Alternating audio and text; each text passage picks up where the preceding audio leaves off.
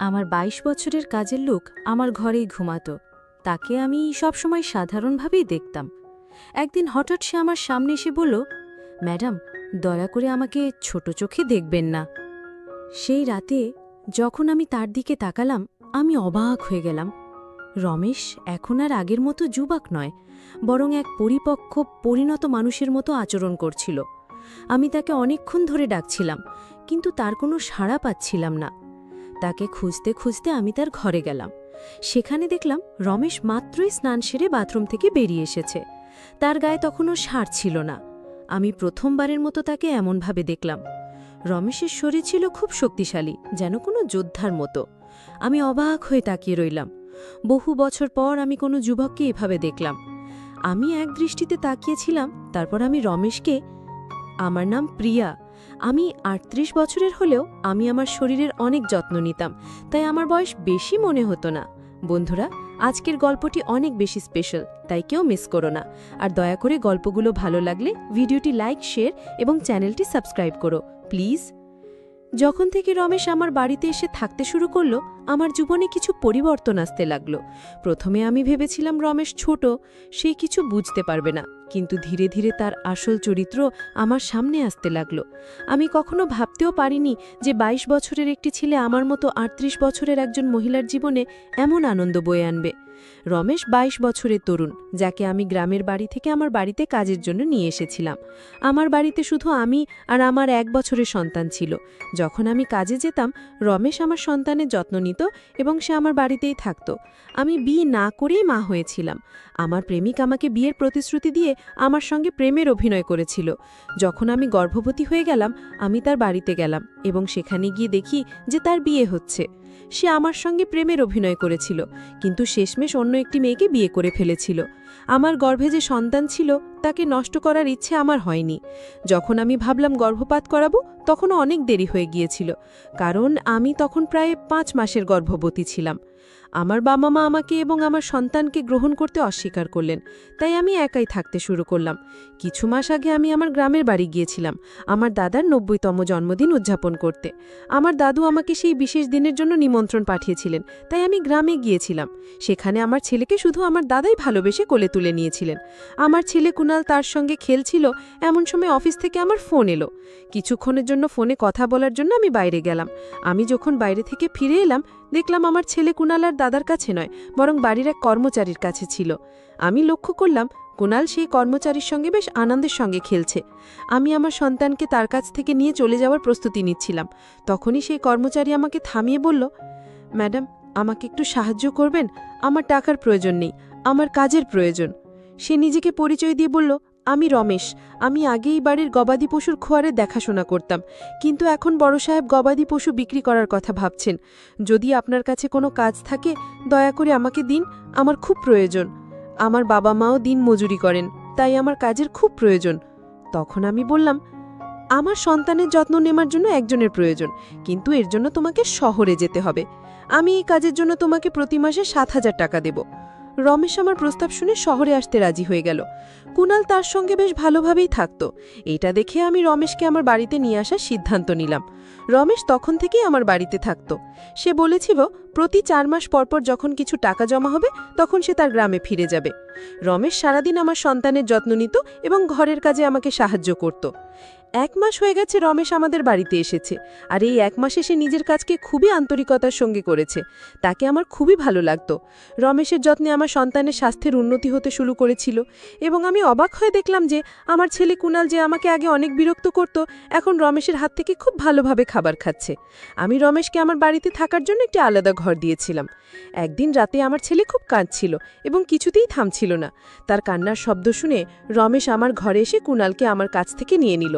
রমেশের কাছে যেতেই আমার ছেলে কুনাল একদম শান্ত হয়ে গেল। রাত অনেক হয়ে গিয়েছিল, কুনাল রমেশকে ছেড়ে দিতে চাইছিল না, তাই আমি রমেশকে আমার ঘরেই থেকে যাওয়ার জন্য বললাম। সেদিন আমি অনেক সুন্দর একটি পোশাক পরেছিলাম, সে আমার কথায় রাজি হয়ে গেল। সকালে আমি ঘুম থেকে উঠলাম, তখন দেখি কুণাল রমেশকে জড়িয়ে ধরে ঘুমাচ্ছে। সেই দৃশ্য দেখে আমার মনে হলো রমেশ সত্যিই আমার সন্তানের জন্য একজন আদর্শ দেখাশোনাকারী হয়ে উঠেছে। সেই রাতের পর থেকে রমেশ কুণালের জন্য আমার ঘরেই থাকতে শুরু করলো। রমেশ আসার পর সবকিছু ঠিকঠাক চলছিল, আর তার কাজের প্রতি আন্তরিকতা দেখে আমি বেশ খুশি ছিলাম। ছুটির দিনে আমি রমেশকে নিয়ে শপিং মলে গেলাম। সেখানে আমি তার জন্য সুন্দর কিছু পোশাক কিনলাম এবং স্যালুনে গিয়ে তার নতুন হেয়ারস্টাইল করিয়ে দিলাম। রমেশ দেখতে ভালো ছিল, কিন্তু সে সবসময় খুব সাধারণভাবেই থাকত। সেদিন আমি তার পুরো লুকটাই বদলে দিয়েছিলাম। নতুন রূপে রমেশকে দেখে আমি নিজেই বিশ্বাস করতে পারছিলাম না যে কাল পর্যন্ত যে একজন সাধারণ কর্মচারী ছিল সে এতটা স্মার্ট এবং আকর্ষণীয় লাগতে পারে। শপিং মল থেকে যখন আমরা বাড়ি ফিরলাম, কুণাল ঘুমিয়ে পড়েছিল। আমি তাকে তার ঘরে নিয়ে বিছানায় শুইয়ে দিলাম এবং পানি আনতে বাইরে যেতে লাগলাম। ঠিক তখনই রমেশ আমার জন্য পানি নিয়ে এলো।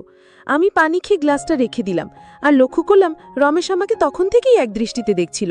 হঠাৎ করেই সে আমাকে আলতো করে জড়িয়ে ধরল। অনেক বছর পর কোনো পুরুষের আলিঙ্গন পেলাম।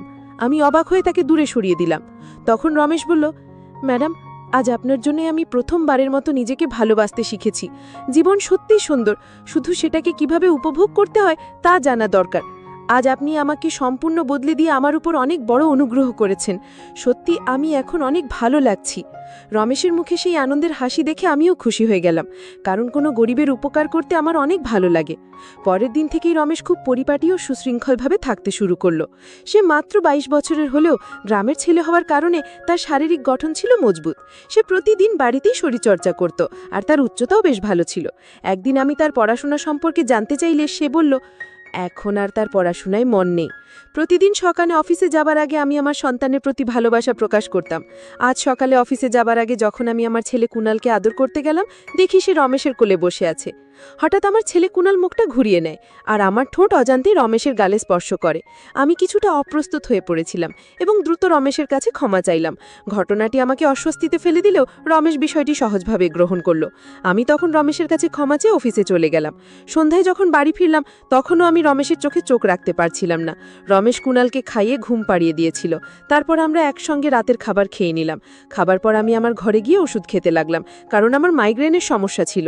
ওষুধ খাবার পরও আমার মাথার ব্যথা কমছিল না, তাই আমি মাথা ধরে বসেছিলাম। কিছুক্ষণ পর রমেশ ঘরে এলো। আমাকে এমন অবস্থায় দেখে সে জানতে চাইল কি হয়েছে। আমি বলার পর সে আমার মাথায় ধীরে ধীরে মালিশ করতে শুরু করলো। রমেশের মালিশে আমার মাথার ব্যথা ধীরে ধীরে কমতে শুরু করলো, আর আমি আস্তে আস্তে গভীর ঘুমে ডুবে গেলাম। সেই রাতে আমার ঘুম খুবই ভালো হয়েছিল। পরের দিন আমাদের অফিসে ট্র্যাডিশনাল ডে উদযাপন ছিল। আমি ঠিক করেছিলাম যে সেদিন গুজরাটি পোশাকে সাজব। আমি ঘাগরা পরেছিলাম, কিন্তু স্কার্টের গিট বাঁধতে গিয়ে বেশ অসুবিধায় পড়েছিলাম। আমার কোনো সহায়তা ছিল না, তাই আমি ঘরে কাজ করা রমেশকে ডেকে গিট বাঁধতে বললাম। গিট বাঁধার সময় তার হাত আমার পিঠের উপর দিয়ে স্পর্শ করছিল। আমি বিষয়টাকে গুরুত্ব দিইনি, কারণ তখন আমার কাছে আর কোনো উপায় ছিল না। প্রস্তুত হয়ে যখন আমি বেরোতে যাচ্ছিলাম, তখন রমেশ আমাকে থামিয়ে দিল।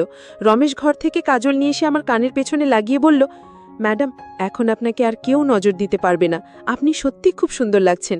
আপনি এমনিতেই অনেক সুন্দর, আর আজকে আরও সুন্দর লাগছেন।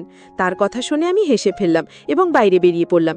সেদিন সন্ধ্যা যখন আমি বাড়ি ফিরলাম, তখন আমার সঙ্গে আমার এক বন্ধু এবং তার বন্ধু ছিল। রমেশ সেদিন অসাধারণ খাবার তৈরি করেছিল। আমার বন্ধু তানিয়া পরের 4 দিন আমার বাড়িতে থাকার সিদ্ধান্ত নিয়েছিল, আর তার বন্ধু আমাদের সঙ্গে পরের 3 দিন ছিল। পরের দিন রাতে রমেশ খাবার তৈরি করে তানিয়া বোন তার বন্ধুকে ডেকে খেতে বলল, কিন্তু তারা নিজেদের ঘরে বসে পানীয় খাচ্ছিল। তানিয়া অনেকটাই পান করে ফেলেছিল এবং খাবার ছাড়াই ঘুমিয়ে পড়েছিল, আর তার বন্ধু সুনীল আমাদের সঙ্গে খাবার টেবিলে বসে খেতে শুরু করলো। সুনীল আমাকে উদ্দেশ্য করে বলল, প্রিয়া, তুমি তো তানিয়ার থেকেও সুন্দর। সুনীলের কথায় রমেশ তার দিকে রাগী দৃষ্টিতে তাকালো এবং খাবার শেষ করে নিজের ঘরে চলে গেল। সুনীলে চলে যাওয়ার পর সে আমার কাছে এসে বলল, ম্যাডাম, আপনার এই ধরনের বন্ধুরা আমার ভালো লাগছে না। তখন আমি রমেশকে ধমক দিয়ে বললাম, আমি তোকে পরিবারের সদস্যের মতো মনে করি। এর মানে এই নয় যে তুই আমার অতিথিদের নিয়ে কিছু বলবি। তোর কাজ হচ্ছে বাড়িতে আসা অতিথিদের সেবা করা, তুই শুধু সেটাই করবি। আমাকে শেখানোর চেষ্টা করার দরকার নেই। আমি আমার ঘরে চলে গেলাম। যদিও আমি রমেশকে ধমক দিয়েছিলাম, তবু সে আমার জন্য পানি নিয়ে এলো। আমি আমার ওষুধ খেয়ে পানি পান করে শুয়ে পড়লাম।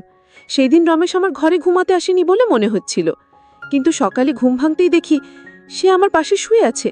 সকালে ঘুম থেকে উঠতেই দেখি তানিয়া আমার সামনে দাঁড়িয়ে আছে এবং তার মুখে বিরক্তির ছাপ। রমেশকে সামনে আনা হলো। তার হাতে তানিয়ার ওড়নাটা বাঁধা ছিল। তানিয়া ক্ষুব্ধ কণ্ঠে বলল, তোমার এই গ্রাম্য কাজের লোকটা আমার বন্ধুর হাত ভেঙে দিয়েছে। রমেশ তখন মাথা নাড়ল এবং শান্তভাবে বলল, ম্যাডাম, আমি কিছুই করিনি। রাতে সুনীল সাহেব মদ্যপ অবস্থায় ছিলেন, সম্ভবত তার ভারসাম্য হারিয়ে পড়ে গিয়েছিলেন। আমি তো সুনীল সাহেবের উপর হাত তুলতে যাব কেন? তানিয়া তখনও কিছুটা অস্বাভাবিক অবস্থায় ছিল বলে মনে হলো।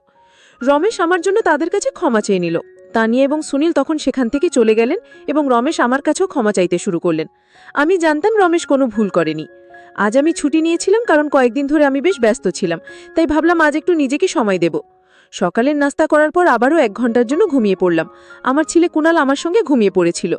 ঘুম থেকে উঠে মনে হলো 1 কাপ চা খুব দরকার। আমি রমেশকে ডেকে চা বানানোর জন্য বললাম। আমি তাকে অনেকক্ষণ ধরে ডাকছিলাম, কিন্তু তার কোনো সাড়া পাচ্ছিলাম না। তাকে খুঁজতে খুঁজতে আমি তার ঘরে